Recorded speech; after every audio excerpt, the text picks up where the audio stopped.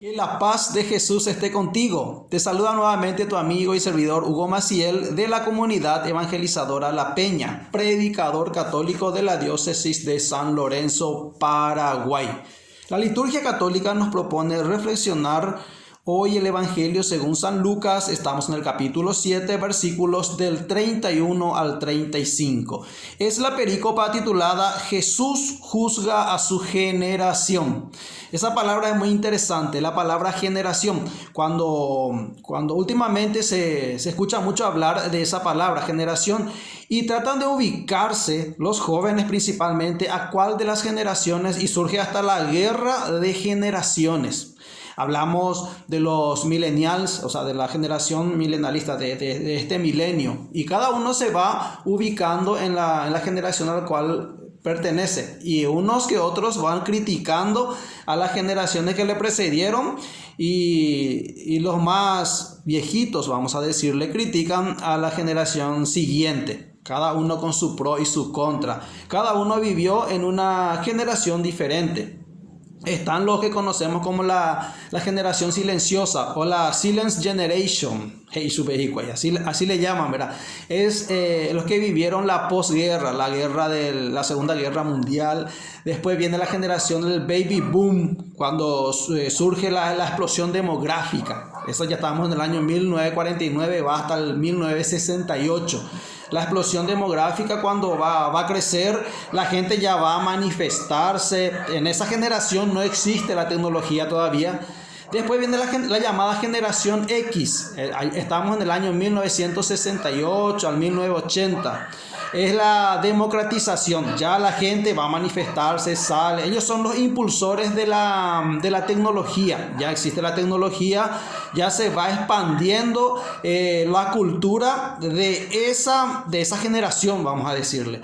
La generación Y es la que sigue. Los millennials, la generación Y es la generación de la digitalización. Ellos nacieron en el pleno boom del internet. Esos son los de la generación Y. Y después de la I viene la Z, la generación Z, 1994 al 2000, la viralización, o sea, todo es viral. Ellos viven internados, rodeados de internet. Internet es el centro para ellos. Después viene la generación T o generación alfa, algunos le llaman, que es la que es nuestra generación, o sea, lo que nacen en esta generación en la cual estamos viviendo. Va aproximadamente del 2010, algunos calculan hasta el 2025. Es la digitalización. Estas son las generaciones por las que uno va pasando y surgen ideas, surgen tendencias, entre comillas, en distintas generaciones. Jesús también vivió en una generación, y el texto bíblico de hoy, el evangelio de hoy, Jesús mira a los de su generación. ¿Y qué dice Jesús? Yo te invito a leer el evangelio de Jesús, pero para leer, regla de oro de la interpretación bíblica, de la exégesis bíblica, ubicar el texto en su contexto. Siempre hablamos de eso. Estamos en el capítulo 7 del Evangelio según San Juan. Solamente algunos versículos antes del Evangelio de hoy para irnos ubicando y explicar algunos detalles importantes para entender el Evangelio de hoy. Dijimos Lucas 7 del 31 al 35. Yo tengo la Biblia de Jerusalén y en ella vamos a leer, pero hago una lectura antes de entrar en el Evangelio de hoy, los versículos precedentes, lo que están un poquito antes. Dice el versículo 28 al 30. Jesús, estamos cuando los invitados, o sea, los enviados de Juan el Bautista van a acercarse a Jesús y van a preguntarle. Juan el Bautista envía a dos de sus discípulos a preguntar a Jesús si es él el Mesías o hay que esperar a otro. Y entre la respuesta final que da Jesús dice: os digo que entre los nacidos de mujer no hay ninguno mayor que Juan. Sin embargo, el más pequeño en el reino de Dios es mayor que él. Toda la gente que le escuchó, acá viene lo interesante, incluso los publicanos reconocieron la salvación que Dios les ofrecía y se hicieron bautizar con el bautismo de Juan. Pero los fariseos y los legistas, al no aceptar su bautismo, frustraron el plan que Dios tenía para con ellos. Eso es lo que antecede a lo que va a venir ahora, que es el evangelio de hoy. Jesús juzga a los de su generación. Dice el evangelio de hoy: ¿con quién podré comparar a los hombres de esta generación? ¿A quién se parecen? Se parecen a los chiquillos que están sentados en la plaza y se gritan unos a otros. Os hemos tocado la flauta, pero no habéis bailado. Os hemos entonado endechas, pero no habéis llorado. Porque resulta que ha venido Juan el Bautista, que no comía pan ni bebía vino, y decís: está endemoniado. Ha venido el Hijo del Hombre, que come y bebe, y decís: ahí tenéis un comilón y un borracho, amigo de publicanos y pecadores. Pero la sabiduría se ha acreditado por todos sus hijos. Ese es el evangelio de hoy. ¿Qué nos quiere decir Jesús en esta crítica o en este juzgar de Jesús a los de su generación? Así como habíamos dicho, las diferentes generaciones por las que van avanzando la historia de la humanidad, Jesús también vivió en una generación. Ahora, ¿con quiénes se enfrentó Jesús en esa generación? En la generación que Jesús estaba, recordemos, estábamos en los tiempos mesiánicos. Aparece en escena Juan el Bautista. Juan el Bautista vino a bautizar. Acá hay algo interesante con Juan el Bautista y Jesús. ¿Qué vinieron a hacer ambos? Vinieron a predicar. El profeta y el profeta, ambos vienen a predicar. ¿Cuál es el mensaje de Juan el Bautista? Arrepiéntanse, conviértanse y crean en el evangelio. ¿Cuál es el mensaje de Jesús?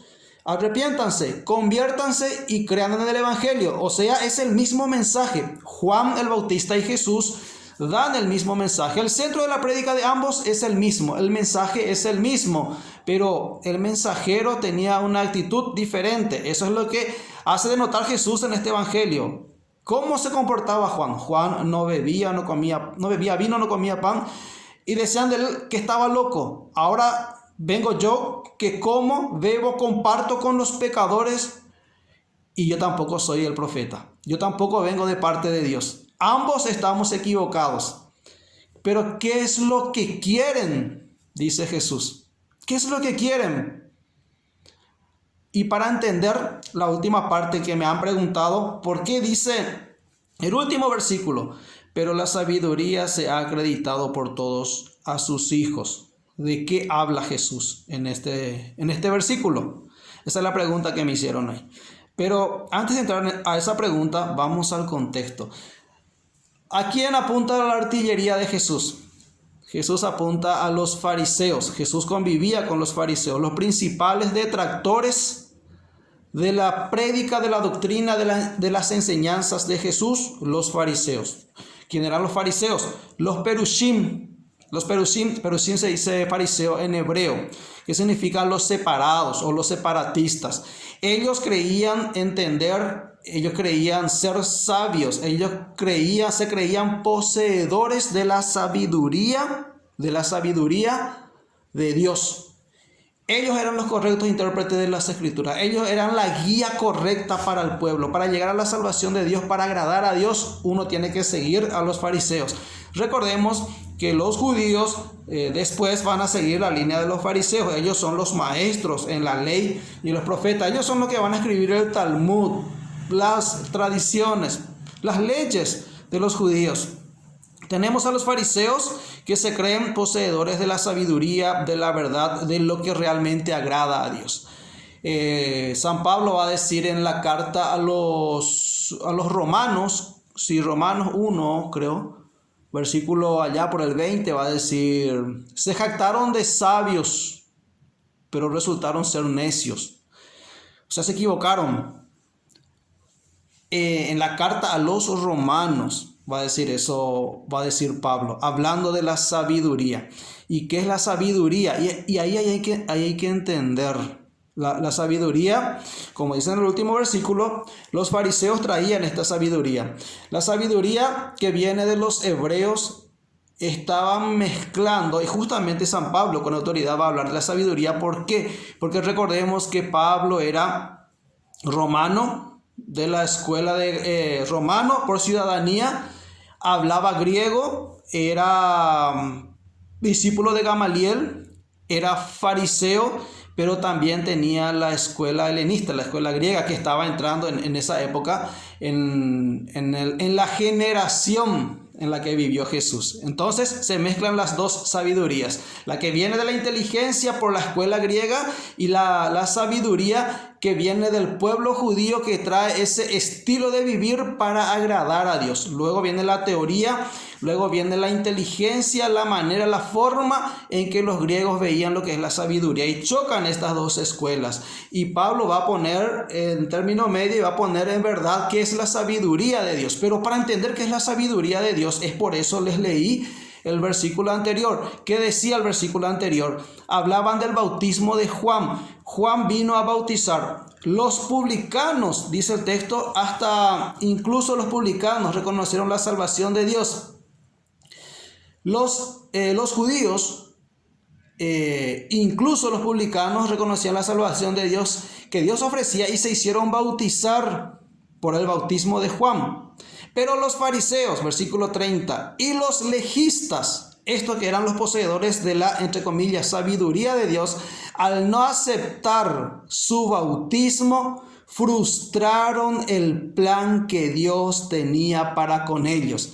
Y la sabiduría plena es Dios mismo. Al rechazar a Dios, ellos rechazan la sabiduría. Y por eso en el versículo 35 del Evangelio de hoy dice: pero la sabiduría se ha acreditado por todos sus hijos, aquellos que se hacen bautizar, aquellos que aceptan a Jesús, que aceptan la doctrina de Jesús, que aceptan el mensaje que trajo Juan el Bautista, que concuerda con el mensaje que trae Jesús, son los acreedores, los poseedores de la sabiduría. Ellos son realmente los que tienen a Dios. Uno, al ser bautizado, ya tiene a Dios dentro de sí. Por eso decimos en la doctrina católica que con el bautismo recibimos al Espíritu Santo, y el don del Espíritu Santo es la sabiduría. Entonces, ¿qué es lo que Jesús les dice a ellos? Vino Juan el Bautista, se comportó de esta manera, lo rechazaron. Ahora vengo yo, me comporto de otra manera para tratar de agradarles, pero también me rechazan. En síntesis, ¿qué es lo que quieren? Decídanse, no sean caprichosos. Lo mismo que sucede a la generación de hoy. Somos caprichosos. ¿Por qué? Rechazamos la sabiduría de Dios. Hoy en día yo no me iba a la iglesia, no me podía acercar, no me acercaba a Dios. ¿Por qué? Porque no tenía tiempo, estaba estudiando, tenía muchas cosas que hacer.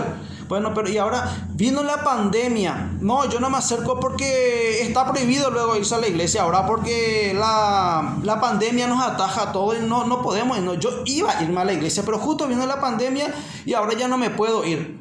Antes no pude, ahora no puedo. Y después, ¿cuál va a ser mi excusa? Estamos en la generación de las excusas.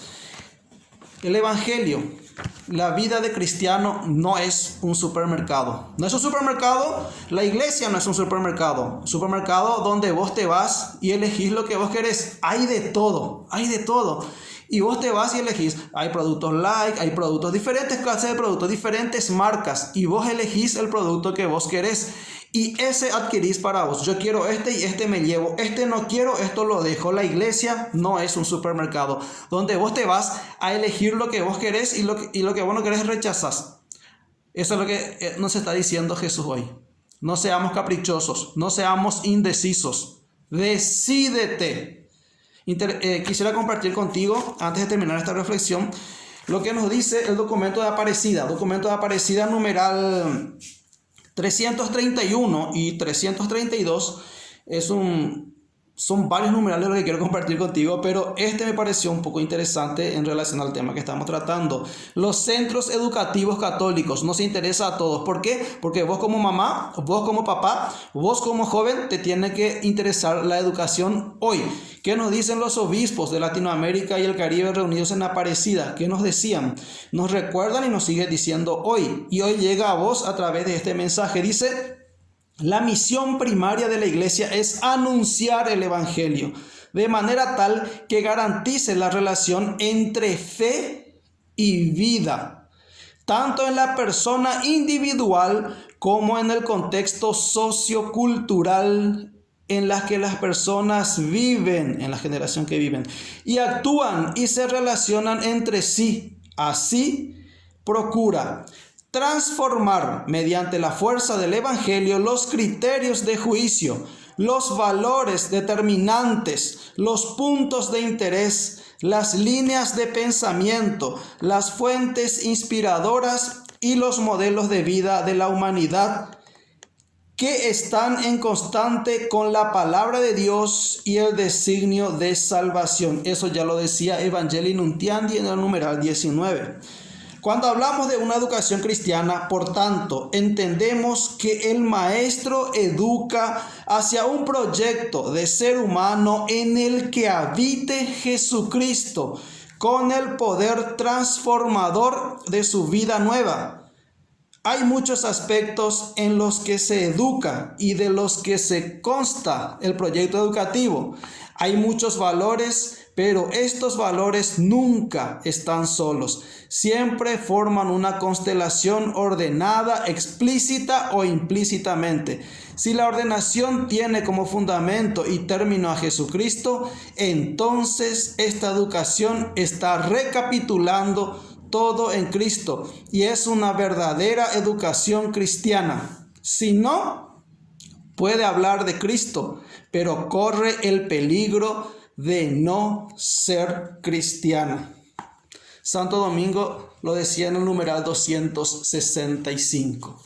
Nuestros obispos en América Latina también nos invitan a educar según los fundamentos de Cristo.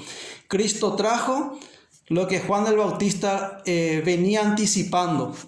Esto es lo que Dios nos ofrece, esto es lo que Dios nos pone. No seamos inconstantes, no seamos indecisos, no seamos caprichosos. Hoy el Evangelio, el mensaje de Jesús podrá no ser aceptado por todos, ni de igual modo. Es más, el mensaje no formará a todos. Algunos tendrán motivos o excusas para evitarlo. El proceso de evangelización tiene que buscar los mejores caminos de acercamiento, pero también deben contar con la negación o la oposición de mucha gente. Eso Jesús nos los advirtió. Fuerza. Que Dios te bendice.